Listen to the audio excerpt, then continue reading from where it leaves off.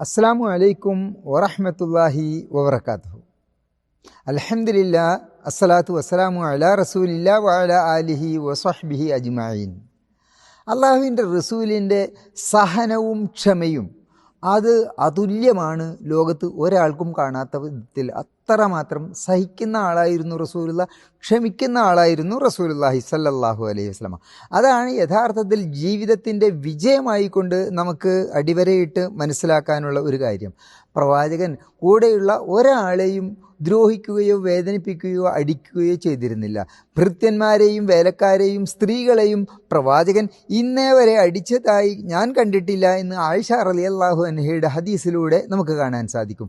അപ്രകാരം തന്നെ പ്രവാചകൻ്റെ ഭൃത്യനായിരുന്ന അനസ് റളിയല്ലാഹു അൻഹു പറഞ്ഞു, ഞാൻ ഇത്ര കാലം പ്രവാചകൻ്റെ കൂട്ടത്തിൽ ജീവിച്ചിട്ട് ഇന്നേ വരെ ഒരിക്കലും എന്നോട് എന്തേ നീ അത് ഇങ്ങനെ ചെയ്യാതിരുന്നത്, എന്തേ നീ അങ്ങനെ ചെയ്തത് എന്നിന്നേ വരെ ചോദിച്ചിട്ടില്ല എന്നും നമുക്ക് കാണാൻ സാധിക്കും. ഒരിക്കൽ പ്രവാചകൻ സഞ്ചരിച്ചിരുന്ന സമയത്ത് ഒരു നജറാനി ഷാള് തോളിലിട്ടിരുന്നത് കണ്ട ഒരു കാട്ടറബി അത് പിടിച്ചു വലിച്ചു പ്രവാചകൻ്റെ കഴുത്ത് തന്നെ പുറകിലോട്ട് പോയ സന്ദർഭമുണ്ടായി.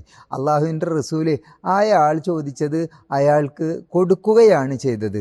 അതല്ലാതെ പ്രവാചകനോട് ചോദിച്ച ഒരു കാര്യവും കൊടുക്കാതിരുന്നിട്ടില്ല അദ്ദേഹത്തിൻ്റെ ജീവിതത്തിൽ. ഒരു സന്ദർഭം നമുക്കറിയാമല്ലോ, നിരവധി സന്ദർഭങ്ങളിൽ അത്തരത്തിൽ ചോദിച്ചവർക്ക് ചോദിച്ചത് കൊടുക്കുന്ന ഒരു സ്വഭാവം പ്രവാചകനിൽ കണ്ടിട്ടുണ്ട്. അതുപോലെ ഒരിക്കൽ ഒരു കാട്ടറബി വന്ന് പള്ളിയുടെ നടുവിലിരുന്ന് മൂത്രമൊഴിച്ച സന്ദർഭം പലപ്പോഴും പലരും പറയുന്ന ഒരു വളരെ സഹിഹായ ഒരു ഹദീസാണ്. ആളുകളൊക്കെ ഒച്ചയും ബഹളവും ഉണ്ടാക്കിയപ്പോഴും അള്ളാഹുവിൻ്റെ റസൂല് പറഞ്ഞു, സാരമില്ല, കുറച്ച് വെള്ളം കൊണ്ടുവരൂ, ഒരു ബക്കറ്റ് വെള്ളം കൊണ്ടുവരൂ എന്ന് പറഞ്ഞുകൊണ്ട് ആ വെള്ളം കൊണ്ടുവന്ന് പള്ളിയിൽ ഒഴിക്കുകയും അയാളോട് വളരെ സൗമ്യമായി കൊണ്ട് പറഞ്ഞ് മനസ്സിലാക്കുകയും ചെയ്തതാണ് പ്രവാചകൻ്റെ ജീവിതത്തിൽ കാണുന്നത്. ഇത് സാധാരണ നിത്യജീവിതത്തിൽ മാത്രമല്ല, ദഅവത്തിൽ വളരെയധികം പ്രാധാന്യത്തോടു കൂടി നാം ഓർക്കേണ്ടുന്ന ഒരു കാര്യമാകുന്നു പ്രവാചകൻ്റെ ആ സഹനം, ക്ഷമ എന്ന് പറയുന്നത്. ആ ക്ഷമ ആണ് വാസ്തവത്തിൽ വിജയത്തിലിച്ചത്.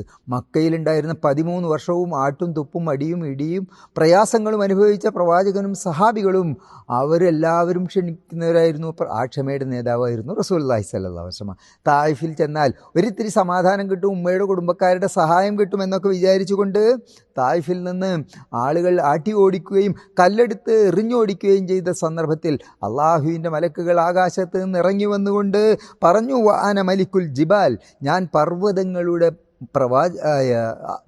മലക്കാകുന്നു, ഞാൻ പർവ്വതങ്ങളുടെ മലക്കാകുന്നു.